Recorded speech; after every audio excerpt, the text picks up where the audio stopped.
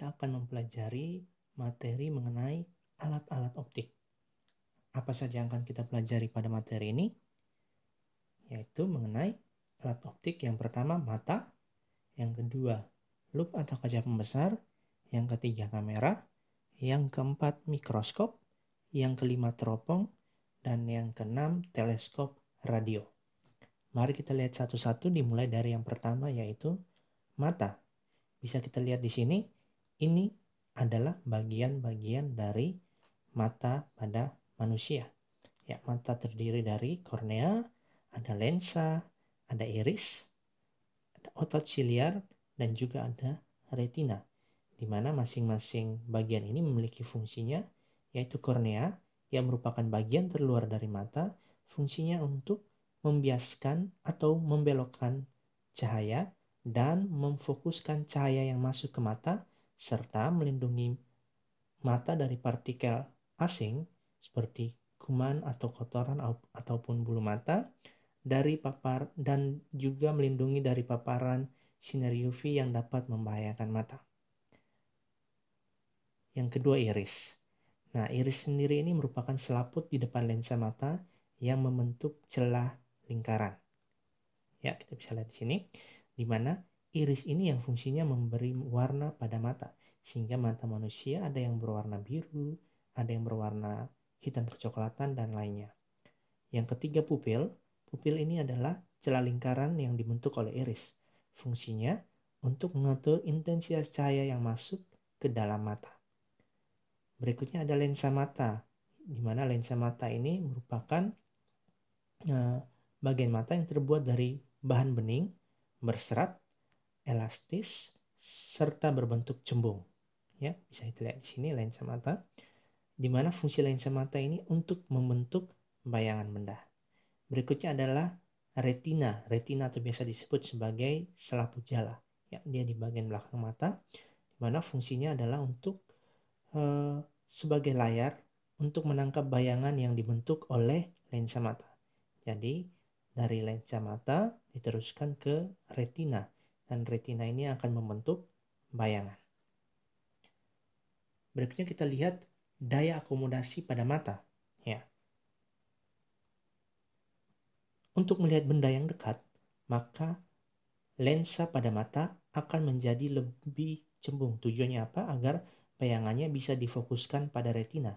Sedangkan untuk melihat benda yang jauh, maka lensa mata akan menjadi lebih pipih, sehingga bayangan juga bisa difokuskan pada retina. Nah, perubahan kecembungan lensa mata ini disebut akomodasi mata atau kemampuan mata untuk berakomodasi, atau disebut juga dengan daya akomodasi mata. Yang kedua, kita bahas mengenai jenis-jenis cacat mata. Yang pertama ada istilah rabun jauh. Rabun jauh dikenal dengan miopi. Nah, rabun jauh ini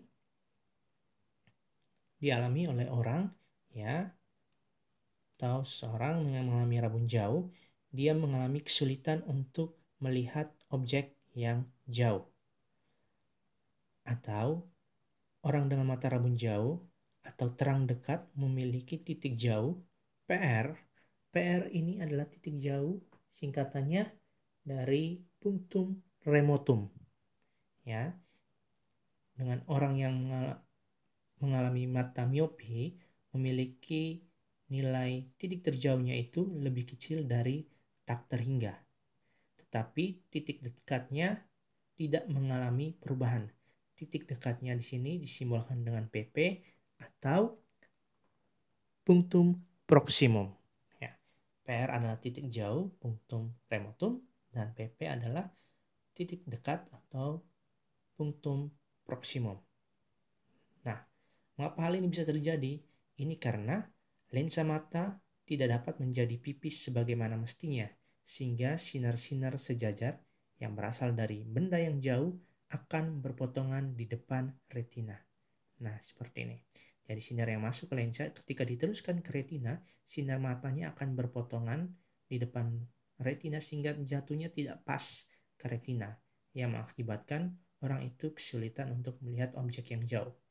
Nah, agar dapat melihat benda yang jauh, atau dengan jarak yang mendekati tahingga dari batas kemampuan mata, maka penderita rabun jauh harus menggunakan lensa kacamata cekung untuk menghasilkan bayangan maya di depan lensa pada jarak yang sama dengan titik jauh mata, di mana jarak bayangan yaitu sama dengan minus dari titik terjauh mata. Ya, kenapa menjadi minus? Karena dia berada di belakang, sesuai dengan sifat pembentukan pada lensa cekung. Untuk menghitung kekuatan lensa pada penderita miopi, kita bisa menggunakan persamaan. P adalah kekuatan lensa sama dengan 1 per F. F ini adalah fokus dari lensa. 1 per F kita gunakan untuk F dalam satuan meter. Sedangkan untuk F dalam satuan sentimeter, kita bisa menggunakan P sama dengan 100 per F. Atau persamaan ini juga kita bisa gunakan P sama dengan 100 per PR, di mana F ini sama dengan titik terjauh dari mata. Mari kita lihat soal. Seorang penderita miopi mempunyai titik jauhnya 100 cm. Berapakah kekuatan lensa mata yang harus dipakai orang tersebut agar dapat melihat benda jauh dengan normal? Mari kita lihat apa saja yang diketahui. Yang pertama adalah jarak objeknya. Ya, jarak objek dan pastinya tidak terhingga. Terus jarak bayangannya diketahui adalah 100 cm. Kita menggunakan min 100 cm. Tanda negatif menunjukkan bayangannya bersifat maya dan terletaknya di depan lensa. Yang ditanyakan adalah berapakah nilai dari kekuatan lensanya. Ya. Mari kita lihat persamaan yang kita gunakan. Yang bernama 1 per F sama dengan 1 per S ditambah 1 per S aksen. Kita cari dulu berapa jarak dari fokusnya. 1 per F sama dengan 1 per terhingga dikurang 1 per 100. Karena S itu sama dengan tak terhingga, S aksennya min 100 cm. Sehingga kita bisa dapatkan 1 bagi tak terhingga ini adalah 0 dikurang 1 per 100. Sehingga 1 per F sama juga dengan min 1 per 100. Kita kali silang ya. 100 dikalikan dengan 1, F dikalikan dengan min 1. Atau bisa juga F sama dengan min 100. Sehingga kita konversi ke dalam meter, jarak fokus bernilai min 1 meter. Ya, karena berada di depan lensa. Mari kita cari nilai kekuatan lensa. P sama dengan 1 per F untuk satuan meter atau 100 per F untuk satuan centimeter. Sama saja. Kita gunakan yang meter. Berarti 1 per 1 sama dengan F-nya tadi harusnya min 1 sehingga 1 per min 1 sama dengan min 1 dioptri. Tahu kekuatan lensa mata yang harus dipakai adalah dengan kekuatan min 1 dioptri. Cacat mata yang kedua adalah rabun dekat atau hipermetropi. Ya. Orang dengan rabun dekat ini itu terang jauh memiliki titik dekat atau punktum proksimumnya lebih besar dari 20 cm, 25 cm. Ya. Tetapi titik terjauhnya tetap berada pada jarak tak terhingga. Ya, dia bermasalah pada titik terdekat. Titik terdekat yang mata normal itu adalah 25 cm. Sedangkan titik terjauh mata normal itu tidak terhingga. Sehingga hal ini yang mengakibatkan hal ini bisa terjadi karena lensa mata tidak dapat menjadi cembung dengan sebagaimana mestinya, sehingga sinar-sinar yang berasal dari jarak sejauh titik dekat normal akan berpotongan di belakang retina. Ya, jadi ini objek yang dekat dengan mata. Jadi ketika mata melihat objek tersebut, cahaya yang diteruskan oleh lensa itu tidak pas di retina, tapi dia berpotongannya di belakang retina. Jadi dia jatuhnya di belakang retina, bukan pas di retina. Sehingga untuk membuat orang dengan rabun dekat ini dapat melihat benda-benda yang dekat pada jarak tertentu, maka penderita rabun dekat harus menggunakan lensa kacamata cembung. Ya, tujuannya apa? Untuk menghasilkan bayangan di depan lensa pada jarak yang sama dengan titik dekatnya, di mana S-aksennya harus sama dengan min dari titik terdekatnya, di mana titik terdekat mata adalah 25 cm. Untuk menghitung kekuatan lensa, persamaannya P sama dengan 100 per S dikurang 100 per PP. Atau P sama dengan 4. Kenapa bisa mendapatkan nilai 4? Ya, karena untuk titik terdekat normalnya nilainya itu adalah 25, sehingga 100 per 25 itu sama dengan 4. Sehingga bisa ditulis juga P sama dengan 4 kurang 100 per PP. Mari kita lihat soal. Reni menderita rabun dekat, mempunyai titik dekatnya 50 cm. Jika ingin membaca dengan jarak normal, yaitu 25 cm, maka berapa kekuatan lensa yang harus dipakai oleh Reni? Yang diketahui, S sama dengan 25 cm untuk jarak mata normal, S-aksen itu min 50 cm. Ya, tanda negatif sekali lagi menunjukkan bayangan bersifat maya, dan di depan lensa. Yang ditanyakan adalah kekuatan lensa atau P. Kembali ke persamaan untuk mencari fokusnya. 1 per F sama dengan 1 per S ditambah 1 per S aksen. 1 per F sama dengan 1 per S, S-nya 25, kurang. Kenapa menjadi kurang? Karena nilainya negatif. 1 per 50 cm. 1 per F sama dengan, kita samakan penyebutnya dengan 50. Ya, 1/25 menjadi 2 per 50. Dikurang 1/50, jadi 1 per F sama dengan 1 per 50. Sehingga nilai F adalah 50 cm atau sama dengan 0,5 meter. Sehingga kita bisa dapatkan nilai P-nya adalah 1 per F, itu 1 per 0,5 meter, atau nilai P itu adalah 2 dioptri. Jadi kekuatan lensa mata yang harus dipakai Reni dalam hal ini adalah penderita rabun dekat adalah 2 dioptri. Cacat mata yang ketiga disebut dengan cacat mata tua atau presbiopi. Nah, cacat mata tua atau presbiopi ini memiliki titik dekatnya PP lebih besar dari 25 cm dan titik terjauhnya lebih kecil dari tak terhingga. Ya, hal ini terjadi karena berkurangnya daya akomodasi akibat lanjut usia. Nah, kenapa disebut dengan mata tua? Karena umumnya diderita oleh penderita yang sudah lanjut usia. Cacat mata presbiopi ini dapat diatasi dengan menggunakan kacamata lensa rangkap atau lensa bifokal, yaitu ada 2 lensa pada kacamatanya. Lensa minus untuk melihat jauh dan lensa positif untuk melihat dekat. Cacat mata yang keempat disebut dengan astigmatisme. Penderita cacat mata ini, ya, astigmatisme, dia tidak mampu melihat garis-garis horizontal dan vertikal secara bersama-sama. Hal ini disebut terjadi karena kornea mata dari penderita astigmatisme tidak berbentuk sferis atau lengkungan bola, melainkan lebih melengkung pada satu bidang dibanding bidang lainnya. Cacat mata astigmatisme dapat diatasi dengan menggunakan kacamata berlensa silindris, sehingga dapat terbentuk bayangan yang jelas pada retina. Ya, cacat mata astigmatisme sendiri umumnya dikenal dengan mata silinder. Alat optik yang kedua adalah loop atau kaca pembesar. Ya, loop atau kaca pembesar ini merupakan alat optik yang terdiri dari lensa cembung, ya, tapi umumnya biasanya lensa biconvex, kedua sisinya cembung. Loop dapat digunakan untuk memperbesar sudut pandang mata sehingga benda yang kecil tampak menjadi lebih besar dan lebih jelas.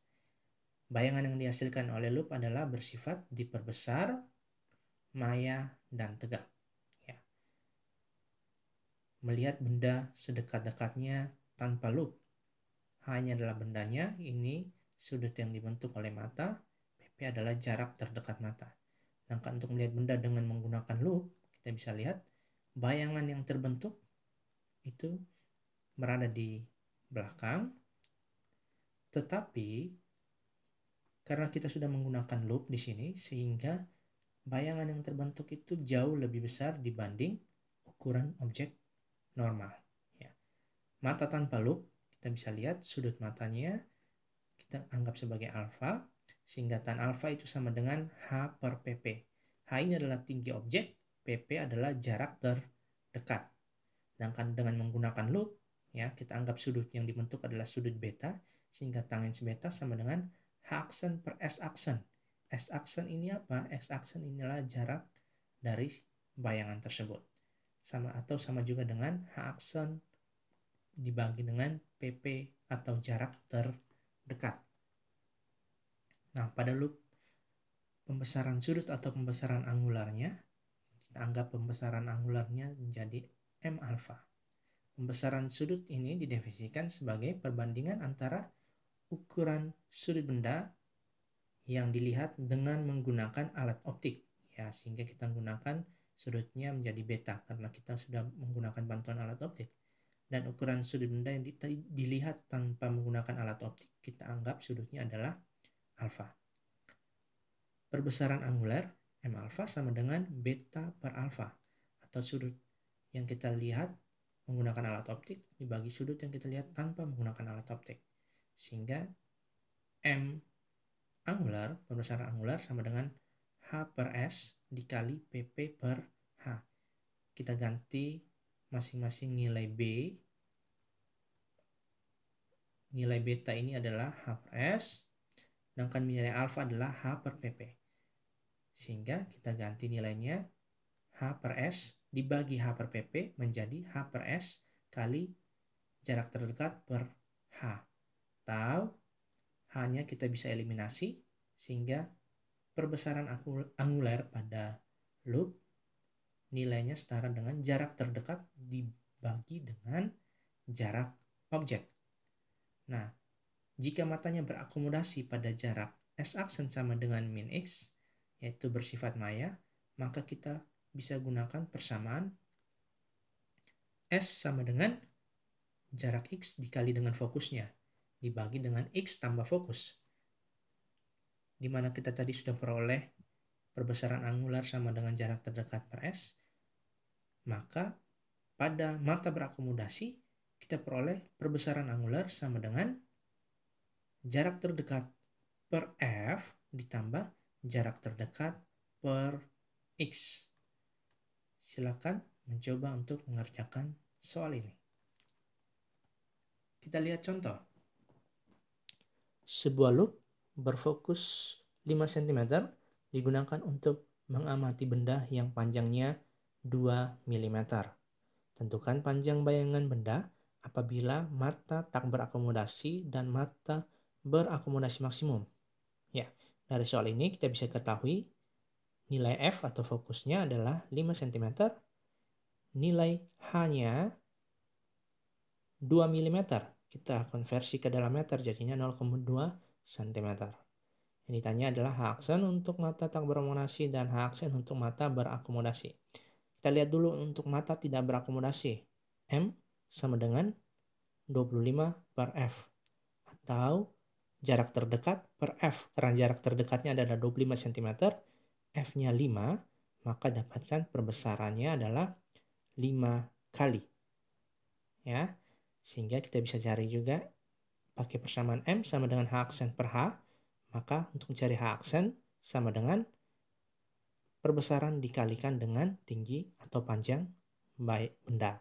Sehingga H aksen sama dengan 5 kali 0,2 sama dengan 1 cm. Jadi tinggi bayangan yang diperoleh untuk mata tidak berakomodasi adalah 1 cm.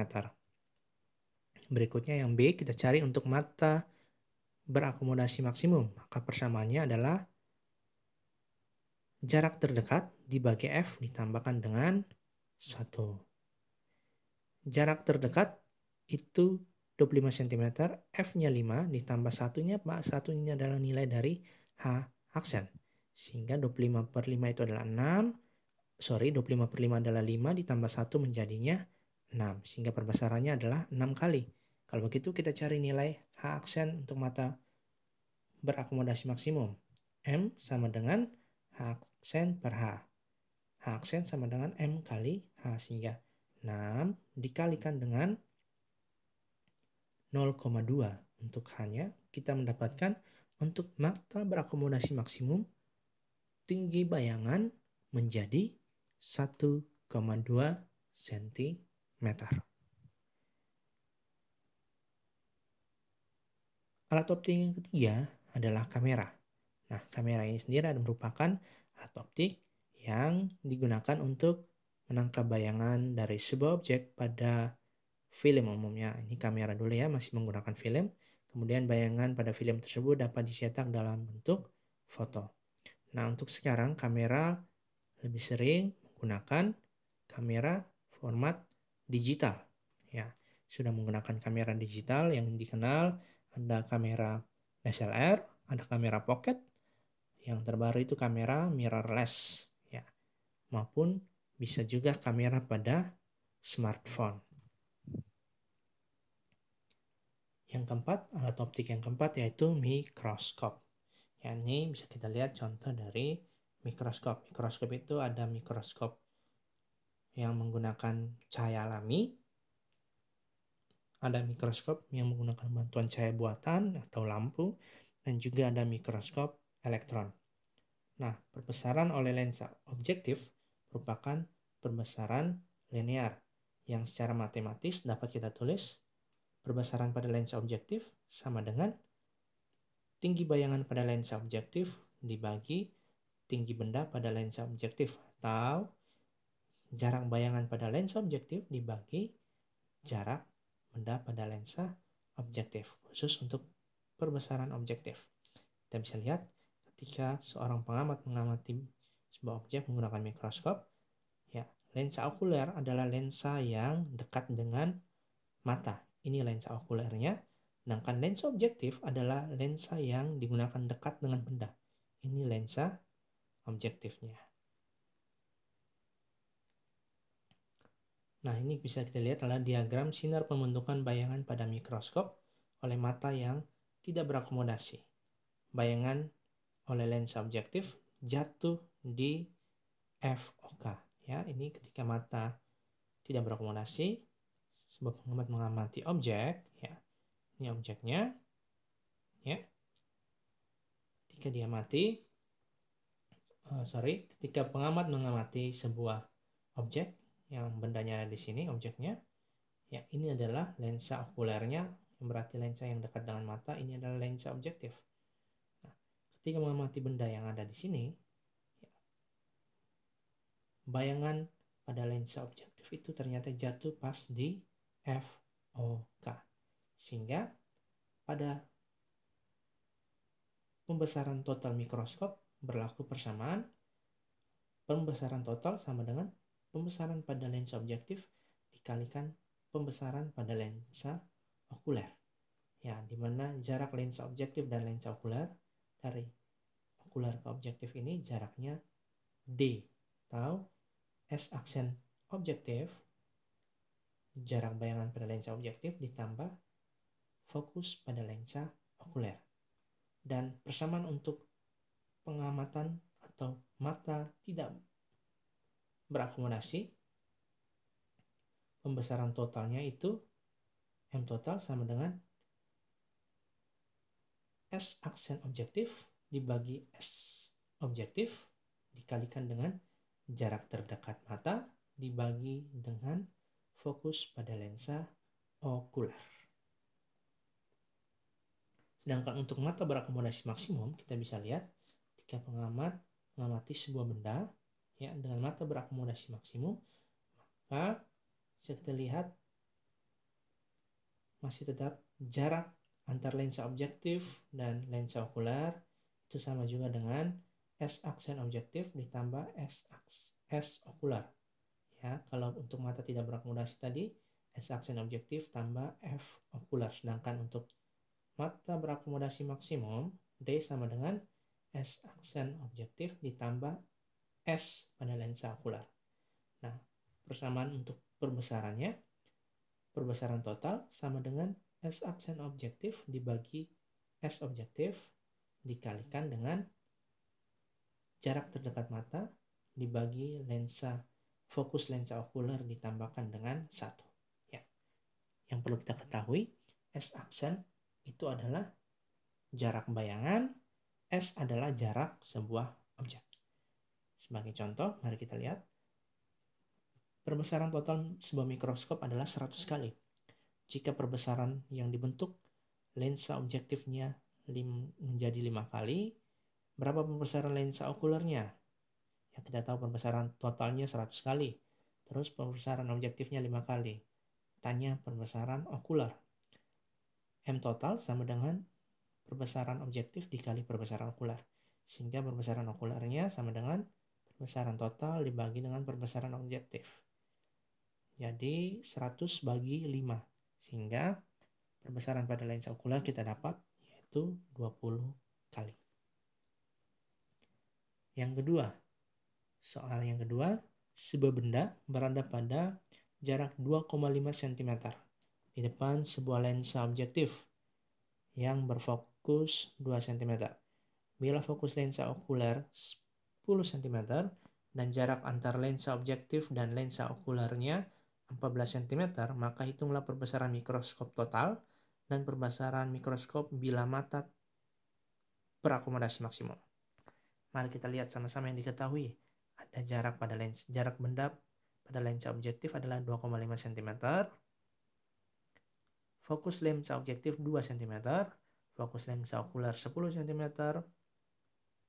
Dan jarak antara lensa objektif dan lensa okulernya 14 cm. Ini bisa menggunakan L, ini kita bisa ganti dengan D juga. Ya, simbol L kita ganti dengan D. Yang ditanyakan perbesaran total untuk mata tidak berakomodasi dengan mata berakomodasi. Kita lihat dulu untuk mata tidak berakomodasi. Pada lensa objektif, kita bisa dapatkan persamaannya 1 per F objektif sama dengan 1 per S objektif tambah 1 per S aksen objektif. Kita mau mencari tahu nilai S aksennya. Sehingga 1 per S aksen objektif sama dengan 1 per F objektif dikurang 1 per S objektif. 1 per S objektif sama dengan, kita masukkan nilainya, 1/2 kurang 1 per 2,5. Ini kita samakan penyebutnya, bisa dengan 5, bisa juga dengan 10. Kita samakan penyebutnya dengan 10, jadinya 5 per 10 kurang 4 per 10. Hingga dapatnya 1 per S aksen objektif itu 1 per 10. Sehingga nilai S aksen objektif kita peroleh sama dengan 10 cm. Sehingga kita bisa dapatkan perbesaran pada lensa objektifnya, S aksen dibagi S. Itu 10 bagi 2,5, bisa dapatnya 4 kali. Jadi perbesaran yang kita peroleh pada lensa objektif itu 4 kali. Berikutnya kita lihat perbesaran pada lensa okuler. S okuler itu sama dengan L kurang S aksen objektif atau D, L ini kita ganti dengan D, ya, kurang S aksen objektif. Nilai L atau D ini adalah 14 cm, S aksen objektif yang sudah tadi didapat 10 cm, sehingga S okulernya adalah 4 cm. Kalau begitu mari kita cari nilai S aksen okuler. Persamanya sama, untuk mencari fokus 1 per F okuler sama dengan 1 per S okuler ditambah 1 per S aksen okuler. Cari 1 per S aksen okuler berarti 1 per F okuler kurang 1 per S okuler. 1 per S aksen okuler sama dengan, masukkan nilainya, 1/10 kurang 1 per 4. Kita samakan penyebut dengan 20. Jadi 1 per S aksen okuler sama dengan 2 per 20 kurang 5 per 20. Sehingga 1 per S aksen okuler sama dengan min 3 per 20. Ya. Sehingga kita dapatkan untuk S aksen okuler itu sama dengan 20 per 3. Ini dibalik ya, harusnya 20 per min 20 per 3, bukan min 3 per 20. Sehingga perbesaran mikroskop totalnya adalah M total itu sama dengan M objektif kali M okuler. M okulernya berapa? Kita lihat sini. M okuler sama dengan S aksen okuler dibagi dengan S okuler. Min 20 per 3 bagikan dengan 4. Sehingga dapatnya min 20/12. Ya, 3-nya diturunkan, jadi 4 kali 3 itu 12. Sehingga dapatnya M okular itu 1/2/3. Ya, kenapa sini tanda minnya dihilangkan? Ya, karena ini adalah bersifat mutlak. Perbesaran selalu bersifat positif, tidak negatif.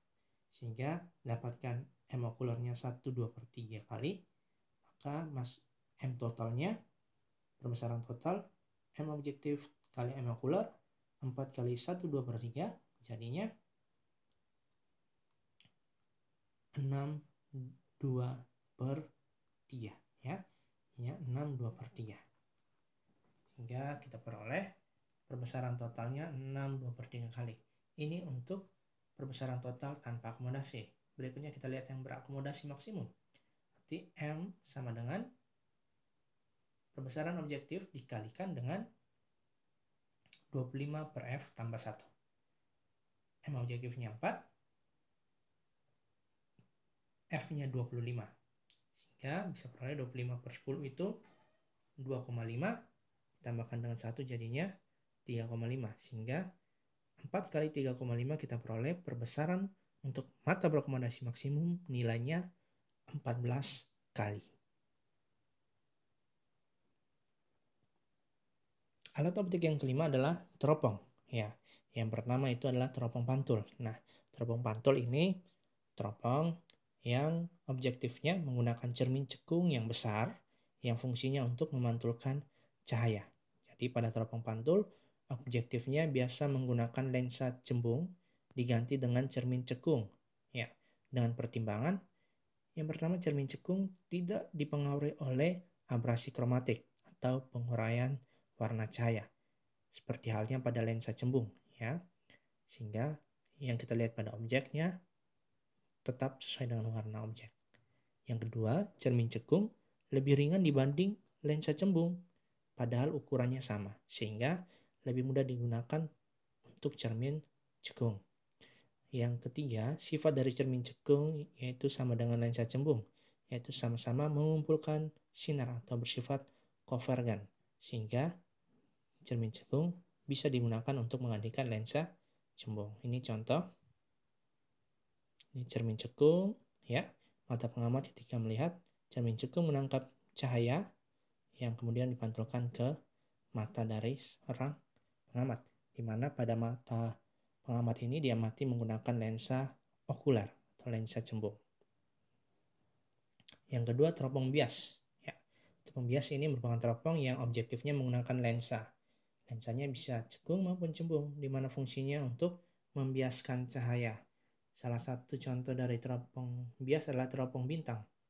Ya, karena teropong bintang itu sendiri terdiri atas susunan dua lensa cembung. Ya, lensa cembung yang dekat dengan benda atau objek disebut lensa objektif, dan lensa cembung yang letaknya dekat dengan mata yang disebut dengan lensa okular, di mana jarak fokus lensa objektif lebih besar dibanding jarak fokus lensa okular, atau F objektif lebih besar dari F okular. Nah, sehingga bayangan yang terbentuk nyata terbalik dan tepat fokus lensa objektif. Tapi untuk sekarang ini, kebanyakan teropong bintang sudah menggunakan gabungan antara penggunaan lensa dan penggunaan cermin. Ya, jadi untuk objektifnya dia menggunakan cermin, tidak lagi menggunakan lensa, tapi menggunakan cermin cekung. Okulernya yang masih tetap menggunakan lensa. Kenapa? Karena tadi seperti yang disampaikan sebelumnya, bahwa dengan menggunakan cermin cekung mengurangi adanya abrasi kromatis. Dan juga untuk teropong bintang sendiri, kita bisa lihat panjang teropong atau jarak antara kedua lensa itu disimbolkan dengan D, mana D adalah nilainya sama dengan FOB tambah FOK. Fokus pada lensa objektif ditambah fokus pada lensa okular. Mana untuk menghitung besarnya sudut teropong, untuk semua jenis teropong, S aksen M A sama dengan S aksen OB per SOK. Atau perbesaran angularnya itu sama dengan jarak bayangan pada lensa objektif dibagi jarak benda pada lensa okuler. Nah, untuk teropong bintang yang digunakan tanpa mata berakomodasi atau matanya tidak berakomodasi, perbesaran angular atau perbesaran sudut itu sama dengan fokus pada lensa objektif dibagi fokus pada lensa okular. Dan perlu diketahui, fokus pada lensa objektif ini lebih besar dibanding dengan fokus pada lensa okular.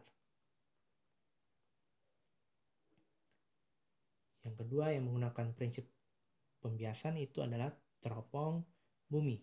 Ya, teropong bumi menggunakan 3 buah lensa positif, itu lensa objektif, lensa pembalik, dan lensa okular. Jarak fokus lensa objektifnya lebih besar daripada jarak fokus lensa okular. Dan bayangan akhir yang dibentuk oleh teropong bumi itu sifatnya maya, tegak terhadap semua maya tegak terhadap benda semula. Kita bisa lihat mata dari seorang pengamat yang mengamati sebuah objek. Ini lensa okular, ya. Terus di sini adalah lensa pembalik. Ini adalah lensa objektif.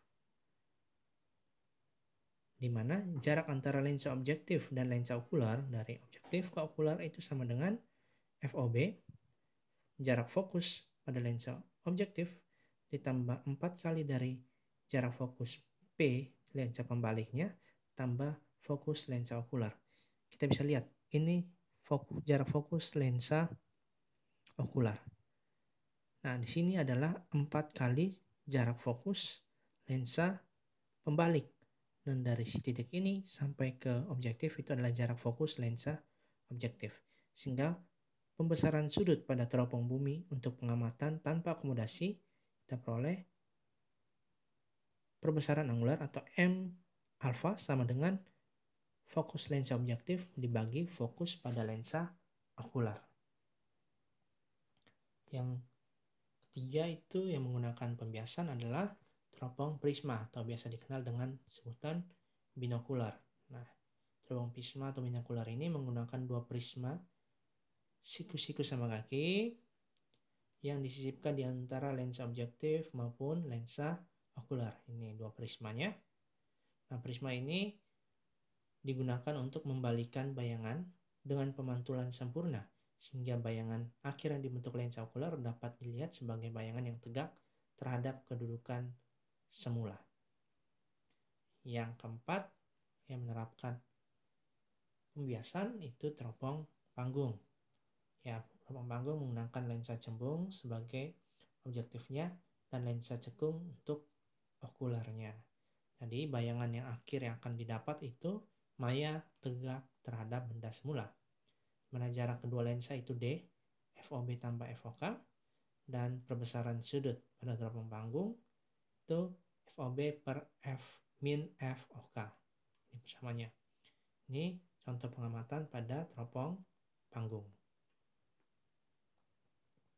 Dan alat optik yang terakhir yang kita pelajari adalah teleskop radio. Teleskop radio, ya ini fungsinya biasanya digunakan dalam bidang ilmu astronomi.